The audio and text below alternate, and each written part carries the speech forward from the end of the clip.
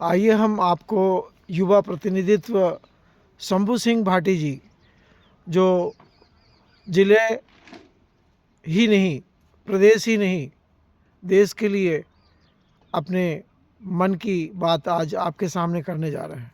मैं वरिष्ठ पत्रकार BK हिंदुस्तानी मध्य प्रदेश की राजधानी भोपाल से अपनी टीम के साथ आज इस भव्य आयोजन को आप तक पहुंचाने के लिए पहुंचा हूं। सर, आपका शुभ नाम? मैं शंभू सिंह भाटी, मुंडिया खेड़ी मेरा गांव है। सर, आज जो आयोजन किया जा रहा है, इसके क्या उपदेश है आपके? पहले तो सभी को जय श्री राम। और कल 25 तारीख माँ नर्मदा जयंती की भी सभी प्रदेशवासियों को, देशवासियों को, क्षेत्रवासियों को बहुत बहुत शुभकामनाएं। और माँ नर्मदा का किनारा है, यहाँ से 8 किलोमीटर पर माँ भगवती विराजती है नर्मदा। और हम लोग उसी के आसपास में रहने वाले हैं, जो बड़े क्षेत्र के सौभाग्यशाली लोग हैं कि हमें माँ नर्मदा के नज़दीक रहने का ईश्वर ने अवसर प्रदान किया। और ये आज कार्यक्रम कुछ नहीं, आज ऐसे ही मेलजोल का कार्यक्रम है। आज हमारे बेटे ने पेट्रोल पंप खोला था, तो उसका एक मिलना जुलना भी हो जाएगा, स्नेह भोज भी हो जाएगा।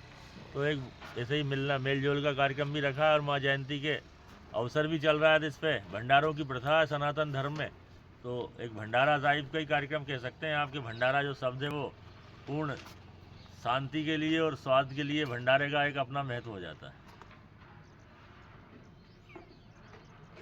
ये आयोजन इधर के जो किसान हैं, जो आपसे सीधी तौर पे जुड़े हुए हैं, चूँकि आपको सब मन से चाहते हैं और मन की बात भी आप तक करते हैं, तो इस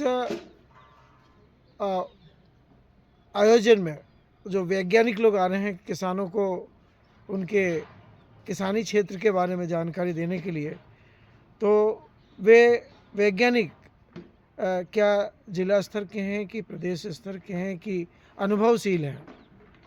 नहीं, यहाँ पर जो आज कृषि विभाग से बात होकर, DDA साहब से बात होकर, और जो लोग आ रहे हैं वो किसानों को समझाने का प्रयास करेंगे। क्योंकि किसानी में मैं भी एक स्वयं किसान हूँ, तो हम लोगों की फसलें तो बहुत अच्छी हो रही है, पर क्योंकि हमारी लागत बहुत बढ़ रही है, और लागत बड़े होने के कारण किसानों को कहीं ना कहीं उस चीज़ का फ़ायदा मिलना चाहिए जितनी वो मेहनत कर पाते हैं। इसलिए वैज्ञानिकों के माध्यम से फसल चक्र के बारे में भी पूछेंगे कि कौन सी फसलें कब लगाना है, और जो कीटनाशक है उनका अधिक प्रयोग नहीं करके थोड़ा कम प्रयोग करें, ताकि हमारे देशवासी, प्रदेशवासी, क्षेत्रवासी सेहतमंद भी रहे। तो बहुत सारी चीज़ों पर इस बार किसानों से संवाद होगा।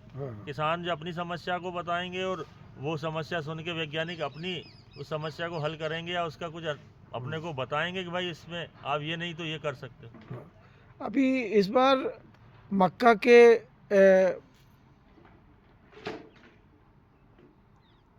मंडीकरण के लिए बड़ा विवाद खड़ा हुआ कि किसान लोग बड़े परेशान हुए, और कई किसान तो अभी तक अपनी मक्का को बेचने के लिए तैयार नहीं हो पा रहे हैं, चूँकि लागत ज़्यादा लगी है और मिल कम रहा है।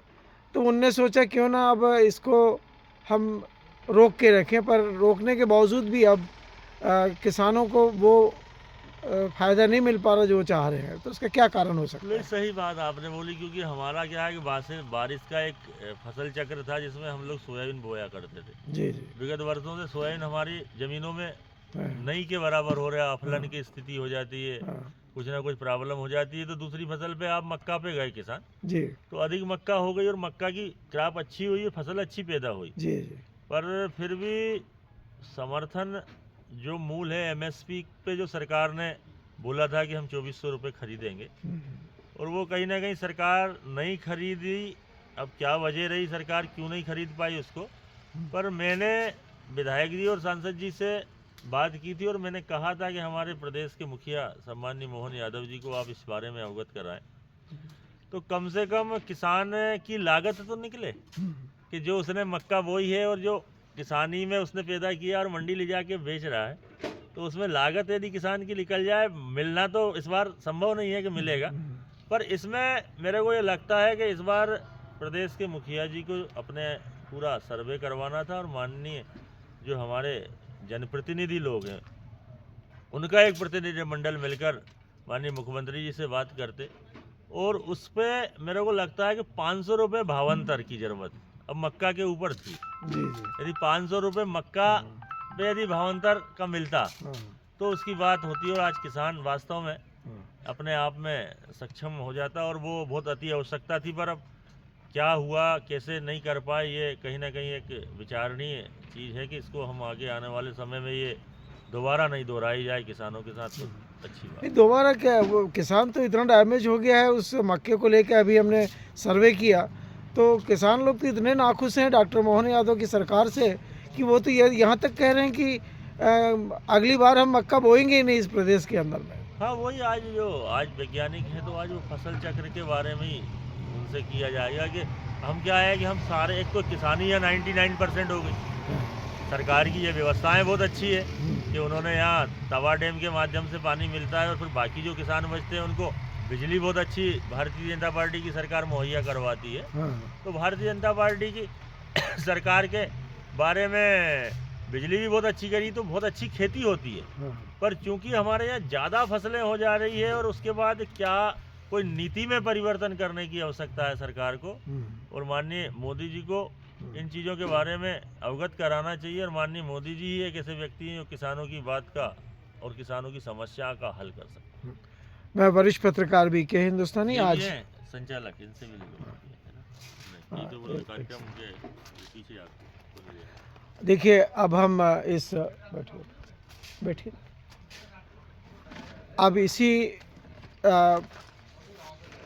कार्यक्रम को लेकर हम कितने लकी हैं कि इस कार्यक्रम के संचालन में जिनका पूर्ण योगदान है वे भी पहुंच गए हैं, और उम्मीद करते हैं कि वे भी इस आयोजन में अपनी बात को रखेंगे, जिससे कि प्रदेश में इस प्रकार के आयोजन अन्य